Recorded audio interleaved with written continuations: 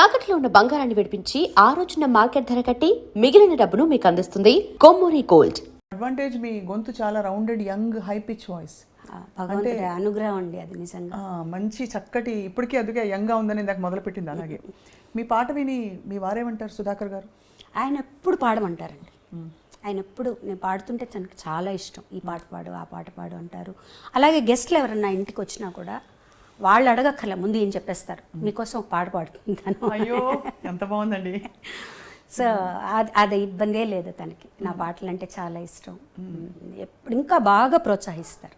మీకు అభ్యంతరం లేకపోతే వారు మిమ్మల్ని బాగా అడిగి పాడించుకునే పాట మీ పెళ్ళైనప్పటి నుంచి? ఎప్పుడు అడిగించుకుని ఎక్కువగా ఆయన హిందీ పాట ఆచార్య పరదేశీ పాడమంటారండి. చాలా ఇష్టం. మధుమతిలో అది చాలా ఇష్టం. హిందీ పాటలు ఎక్కువ అడుగుతారు. పాడతారా? సుధాకర్ గారు కూడా పాడతారా? లేదు, అసలు నటనలోనే వద్దంటారు. నేను వింటే చాలు, పాడొద్దు అంటారు. బాగా ఎంజాయ్ చేస్తారు. బాగా ఎంజాయ్ చేస్తారు పాట. అండ్ కొన్నిసార్లు చెప్తారు కూడా, నువ్వు ఇక్కడ ఇంకొంచెం ఎక్స్ప్రెసివ్గా పాడి ఉంటే బాగుండేది. ఆ బాలుగారు చూడు అక్కడ ఎలా పాడారు అవి చెప్తాను. నేను చెప్పాను, ఉన్న దాంట్లో 50% వస్తుంది బాలుగారు ఉంటే, దానికంటే ఎక్కువ రాదు. మరి ఇంత బిజీగా ఉండే శైలజ గారికి వంట వచ్చా అని అడగచ్చా? అంటే వంట చేయాలి అందరూ అని కాదు, కానీ మీ బాలు గారు భోజన ప్రియులు అని తెలుసు. మీ ఇంట్లో అందరూ భోజన ప్రియులు. సుధాకర్ గారు కూడా భోజన ప్రియులు. సుధాకర్ గారికి ఏం వంట చేసి పెట్టుంటారు? సుధాకర్ గారు ఏమి చేసినా తింటారండి. బాగా అందరం వెజిటేరియన్స్. మేము ఎగ్ కూడా ఎవరో తీసుకోరు. నాకు వంట బాగొచ్చు, నాకు ఇష్టం. వంట చేయడం నాకు బాగా ఇష్టం అనమాట. అన్ని రకాలు చేస్తా. మా బాబుకి నార్త్ ఇండియన్ ఇష్టం, అవి చేస్తాను. సుధాకర్ గారికి ఎక్కువగా పచ్చళ్ళు, కారాలు, పొడులు ఇవి కావాలన్నమాట. సో ఆయనకి అవి అంటే మనుషులు ఉన్నా కూడా నాకు వంట అంటే ఎవరు లేకపోయినా కూడా నేను చక్కగా చేసుకోగలను. ఎవరి మీద ఆధారపడక్కర్లేదు వంట గురించి. కానీ ఏ విషయంలోనూ ఎవరు లేకపోయినా మనం గడపగలగాలి కదండి ఫస్ట్. అవును. సో వంట పెళ్ళైన తర్వాత నేర్చుకున్నాం. మా మామగారే నాకు కుక్కర్ పెట్టడం నేర్పించారు. అరేంజ్ మ్యారేజ్ కదండి? అరేంజ్డ్ మ్యారేజ్ అండి. అదే ఇప్పటికీ అందరికీ అదే డౌట్, అరేంజ్డ్ మ్యారేజా లవ్ మ్యారేజ్? అరేంజ్డ్ మ్యారేజ్, పక్కా అరేంజ్డ్ మ్యారేజ్. కానీ బాగా ష్యూర్గా ఎస్ అని అనేసారా, లేకపోతే ఎలాగో అందరు అమ్మాయిలాగా ఇంట్లో చెప్పారు, పెద్దవాళ్ళు చెప్పారంటే మంచిగా చెప్పారని ఒప్పేసుకున్నారా, లేక మీరేమన్నా? అంటే నన్ను అడగడం అంటూ ఏం లేదండి. మార్నింగ్ లేపి వాళ్ళని ఎంగేజ్మెంట్ అన్నారు అంతే. అలా అంటే నాకు అంటే చాలా సంబంధాలు ఎక్కువగా నాకు అమెరికా సంబంధాలు అలా వచ్చేవండి. నేను ఎప్పుడు చెప్పేదన్నమాట, అమెరికాకు వెళ్ళే క్వశ్చనే లేదు. నేను చెన్నై దాటి వెళ్ళను ఎక్కడికి. అన్నయ్య వాళ్ళ ఇంటి దగ్గరే ఉండాలి. ఇవన్నీ అన్న తర్వాత మా అమ్మగారు మా అన్నయ్య వెళ్ళి, మా అమ్మగారు చెప్పారు, మేము ఊరికే వెళ్ళి చూసి వస్తాము, వాళ్ళ ఫ్యామిలీ ఎలా ఉంది, శుభలేఖ సుధాకర్ ఫ్యామిలీ వాళ్ళు ఎట్లా ఉన్నారు చూస్తాం, మనకు నచ్చితే మాకు నచ్చితే అప్పుడు చెప్తామన్నారు. అది చెప్పాలి కదా నాకు, నచ్చింది నచ్చలేదని. మార్నింగ్ లేచి నీకు ఎంగేజ్మెంట్ అంటే ఎలా ఉంటుందండి, కోపంగా ఉంటుంది. ఆ రోజంతా కొంచెం సీరియస్గా ఉన్నా. బట్ ఎంగేజ్మెంట్ అయిపోయింది అనుకోండి. తర్వాత మళ్ళీ పాపం ఆయన కూడా చెప్పారు, నాకు కూడా అలాగే చెప్పారు, మార్నింగ్ లేపి నీకు ఎంగేజ్మెంట్ రింగ్ తీసుకురా అమ్మాయికి అని చెప్పారు. ఇంతకీ కొంచెం లేట్గా అడుగుతున్నాను, నచ్చారు కదా? నచ్చారు కదా, ఎందుకు నచ్చరండి, మంచి మనిషి అండి. ఊరికే అన్నాను ఏదో సరదాకి. కానీ లేదు, ఎందుకంటే అమ్మ అన్నయ్య వీళ్ళు సెలెక్ట్ చేశారంటే డెఫినెట్గా మంచి వాళ్ళనే చూసి సెలెక్ట్ చేస్తారు.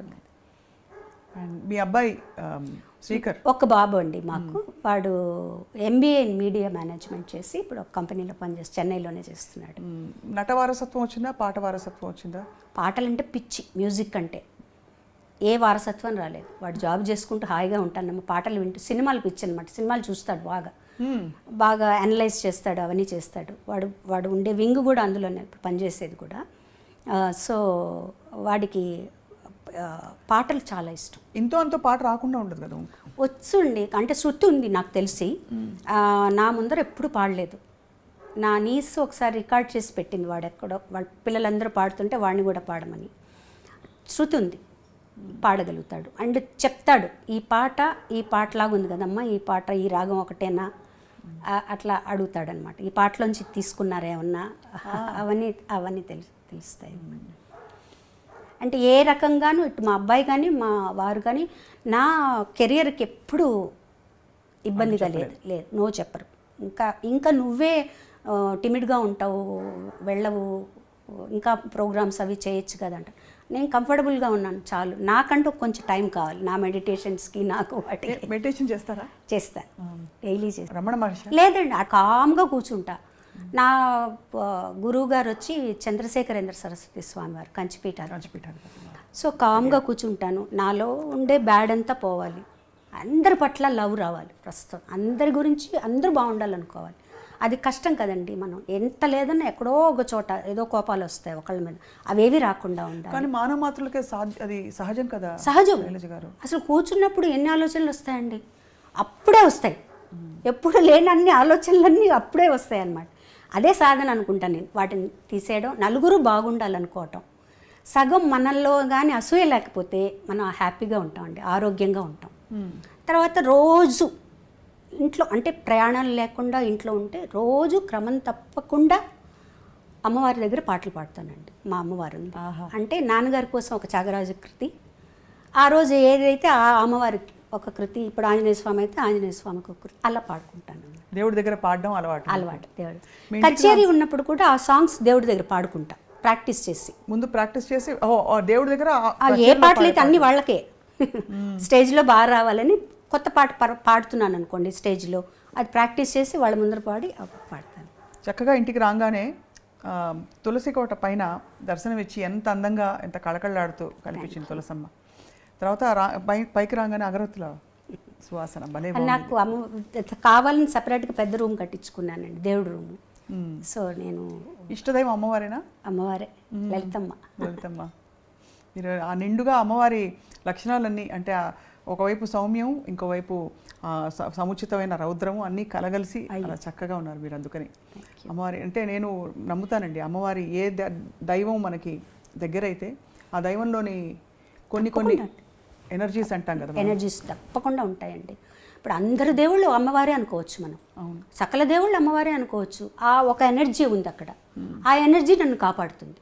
ఇప్పుడు ఒక్కడ గుర్తుపెట్టుకోండి, మనుషులు ఎవరి మీదన్నా మనం ఆధారపడ్డాం అనుకోండి, వాళ్ళు ఒక్కసారి మనల్ని బెట్రే చేసినప్పుడు మనకి జీవితం మీద ఒక రకమైన భయం, విరక్తి వస్తాయి. భగవంతుడే మన స్నేహితుడు అనుకోండి, భగవంతుడు భయపడకూడదు, మనం స్నేహితుడు అనుకోవాలి. అన్నీ చెప్పుకున్నాం అనుకోండి, అంటే మీరు ఆయన వింటాడు తప్పకుండా. ఒక ఎనర్జీ ఉంది.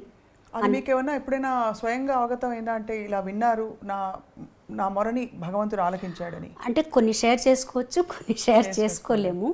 But జరిగాయి. experiences జరిగాయి. And for more videos, Please subscribe to iDream. Please subscribe to iDream. Please subscribe iDream. And please subscribe to iDream. For more videos, subscribe to iDream.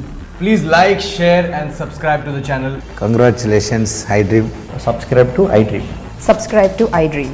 So subscribe to iDream Media. iDream ki iDream team andarki huge congratulations. Please subscribe iDream Media. Please subscribe to iDream. Subscribe iDream. Please subscribe to iDream. iDream అంటే నా కళల channel subscribe చేసుకున్న నోరు తిరుగుతలేదు, మీరైతే గంట గుర్తు కొట్టండి. For more such videos, please subscribe to iDream. Subscribe to iDream. Please subscribe to iDream. Please subscribe iDream Media. Please do subscribe to iDream. Please subscribe to iDream Media. For best entertainment and information, please subscribe iDream. And don't forget to subscribe to iDream.